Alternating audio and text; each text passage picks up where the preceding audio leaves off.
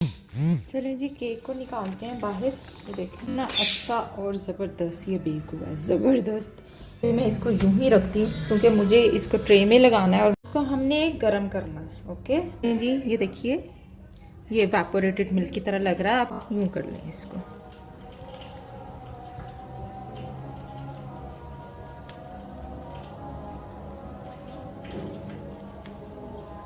अभी तो ये ठंडा नहीं है, बस सो ही है। तो मैं एक स्लाइस निकाल के तो आपको दिखा जी। तो ये तरीकाकार होता है, ये देखिए ये तरीकाकार होता है इसकी सर्विंग का, और ऐसे ये सर्व किया जाता है। वालेकुम एवरीवन जी, क्या हालचाल है सबके। उम्मीद करती हूँ सब ठीक होंगे। मैं हूँ आपकी अपनी होस्ट शेफ नाजिया और आप देख रहे हैं chef live with chef Nazia.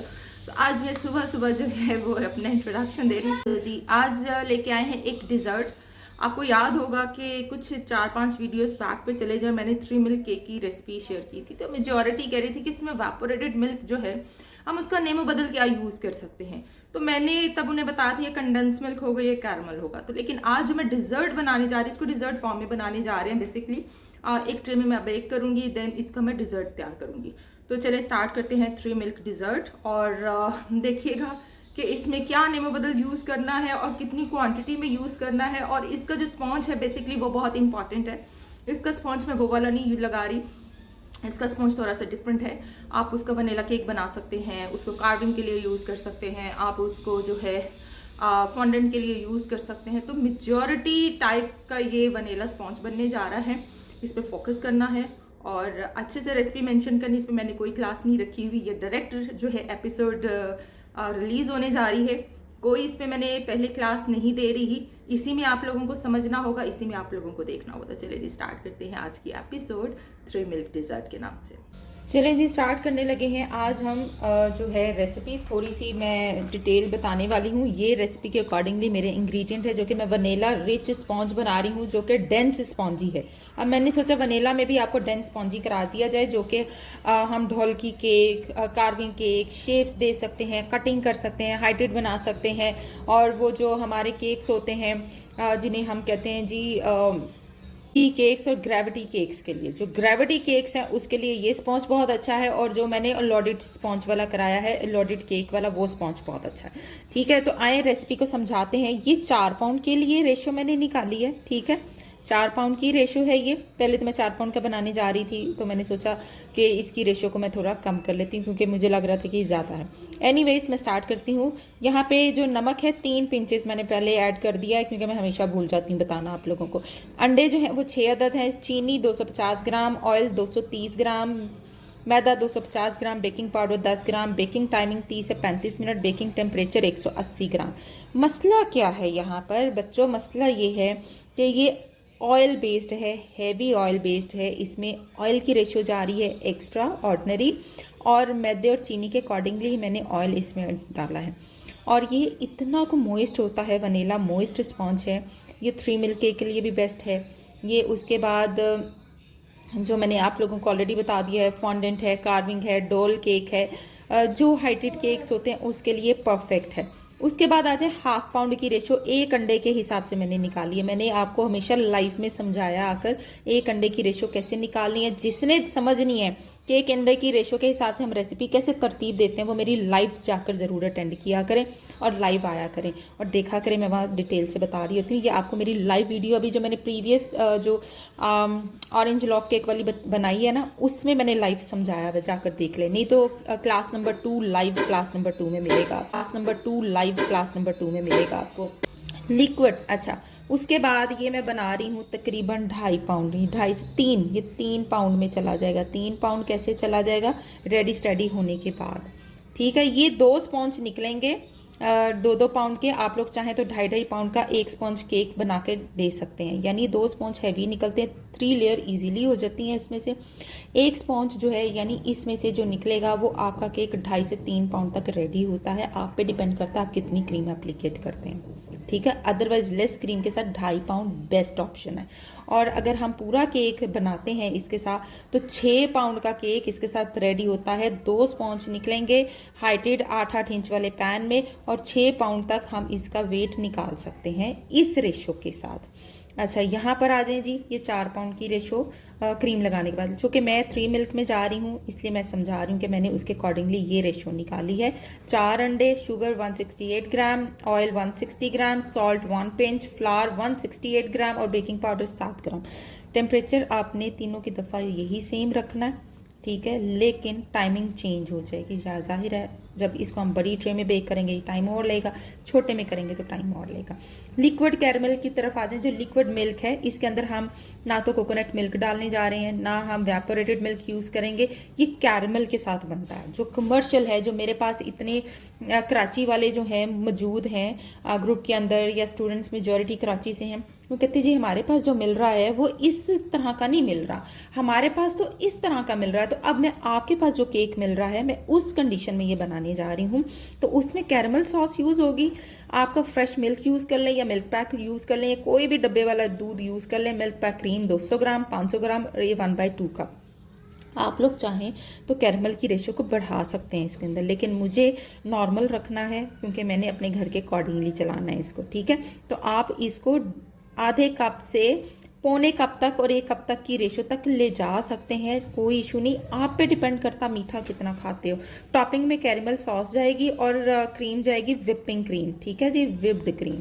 Start करने जा रहे हैं। आई होप आपको मेरी ये सारी डिटेल समझ आ जाए। Beating procedure as usual, dense spongy है। इसको पहले मैं बीट करूंगी एक ही एंटी क्लॉकवाइज। जब इसके अंदर एयर भर जाएगी तो फिर मैं हाथों से मिक्स करूंगी। प्लीज मेक श्योर आपके हैंड साफ होने चाहिए, लेकिन सबसे पहले हम इसे बीट करेंगे।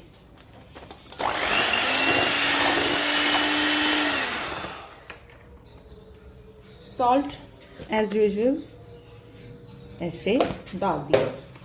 चलें जी, स्टार्ट।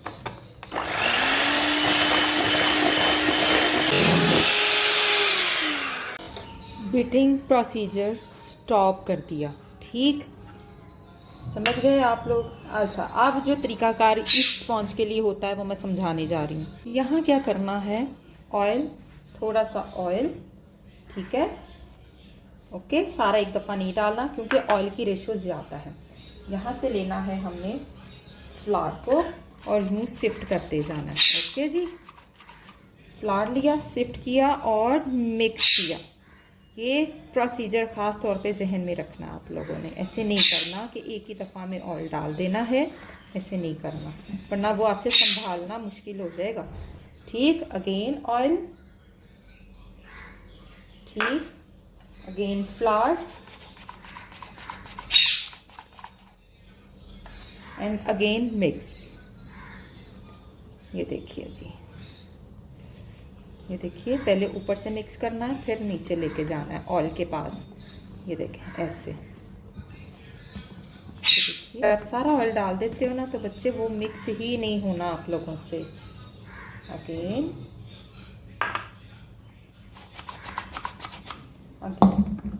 ठीक। ये प्रोसीजर बहुत इंपॉर्टेंट है, ये ख़ास तौर पे ध्यान में रखना है आप लोगों ने। ये देखें, ये देखें, अभी भी नीचे बैठ रहा है ना, ये देखें, इसको ये चीज़ होने से हमने बचाना है। ये देखें,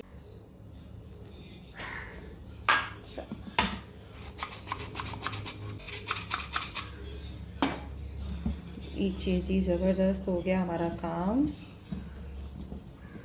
हाँ, इसमें आपका जो है 30 to 40% स्पॉन्ज बैठेगा। ये मैं पहले अवॉइड कर दूँ आप लोगों को। इसमें मिल्क नहीं डालना। लोग कहें कि अगर मिल्क डालेंगे तो कर लेंगे, लेकिन नहीं, अवॉइड करें। ये थोड़ा ऑयल बेस्ड थिक स्पॉन्ज बनाया हमने, क्योंकि मैंने डिज़र्ट बनाना है तो मैंने उस हिसाब से अपना पैन थोड़ा बड़ा लिया। देखिए जी, इसको हम फैलाएंगे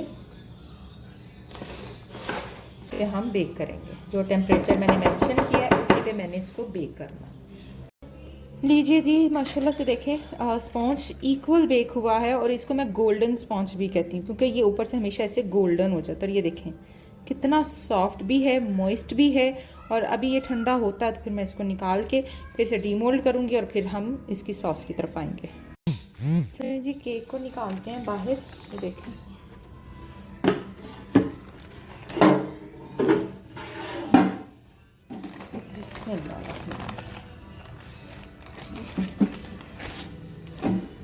ये देखें कितना अच्छा और ज़बरदस्त ये बेक हुआ है, ज़बरदस्त बेक हो चुका है। इसको यूं ही रखती हूँ क्योंकि मुझे इसको ट्रे में लगाना है और मुझे ट्रे देख लेने दें। अच्छा, अब मैं क्या करूँगी, ये देखें मैं ना 2 स्लाइस करके ना इस ट्रे में मैं कोशिश करूँगी कि किसी तरीके से एडजस्ट करूँ। पहले तो मैं देखूँगी कितना आता है, तो इतना आना है इसमें, एक ट्रे में 1 स्लाइस आना है, तो उस हिसाब से जो है ना मैंने कट लगा लिया। ठीक है, ये देखें जी, एक ट्रे में ये आएगा और इसको यूँ मैंने रख लिया, ये ठीक, ये देखिए इस तरीके से इसको मैंने रख लिया। अब ये जो है इसको हम बता लेते हैं, इसका हम क्या करेंगे, इसको हम दूसरी ट्रे में लगाएंगे। बार की तरह हमें इसमें यूं यूं यूं पोक करना है अच्छे से, ताकि हमारा जो स्पॉन्ज है वो हो जाए। ज़रूरी नहीं कि आपने ऊपर से लेयर उतारनी हो तो उतार सकते हैं, मैंने एज इट इज़ ही जाने दिया। ठीक, कि मेरे गेस्ट आने हैं और मुझे जो है इसको बनाना है। अच्छा जी, कैरमल सॉस देखिए, ठीक है, मैंने बना ली 1/2 कप, या आप ज़्यादा भी रख सकते हैं, तो मैंने 1/2 कप ही रखी है। इसमें जाएगा हमारी क्रीम, मैं पूरी डाल रही हूँ, क्रीम डालेंगे, इसको हमने गरम करना है। ओके, इसके बाद हमारा जा रहा है जी लिक्विड मिल्क। दूध ठंडा है तो इसे हम लूक वार्म जो है सारे मटेरियल को कर लेंगे। तो देखिए, ठीक, ये सारा मटेरियल होगा लूक वार्म और उसके बाद करेंगे इसको बीट और फिर हम इसके ऊपर पोर कर देंगे। ये हमेशा एक्स्ट्रा बनाया जाता है। ओके, ये वो पूरी क्वांटिटी नहीं रखनी होती है आपने, इसको हमेशा एक्स्ट्रा बनाया जाता है और एक्स्ट्रा ही डाला जाता है कि आपकी प्लेट के अंदर दूध तैरता हुआ नजर आए। पूरा डाल दिया।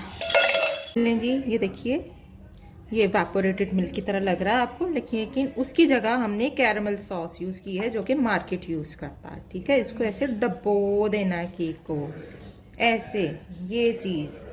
ठीक है, अभी ये सारा पी जाएगा, इसको भी रखें कोई 5-6 घंटे रेफ्रिजरेट में।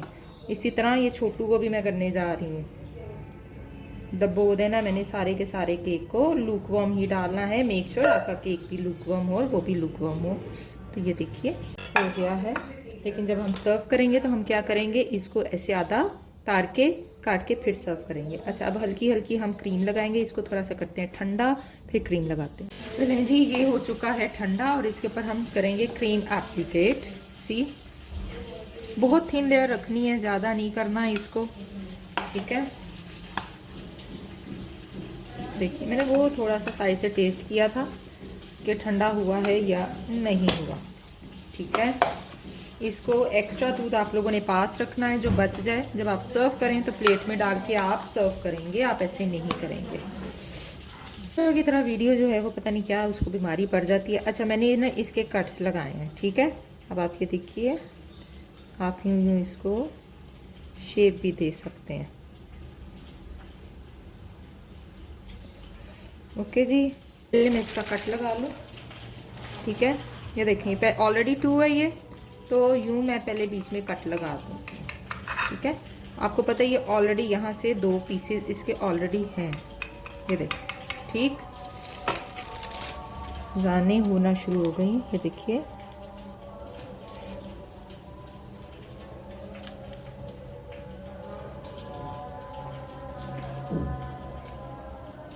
वन, आप लोग ये नहीं करना चाहते, नो प्रॉब्लम, तो आप यूं कर लें इसको।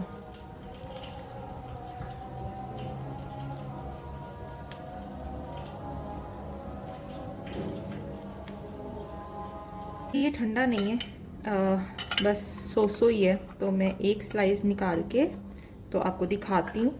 कुछ यूं इसकी जो है कंसिस्टेंसी होगी और कुछ यूं ये आएगा दूध इसके अंदर ऐसे।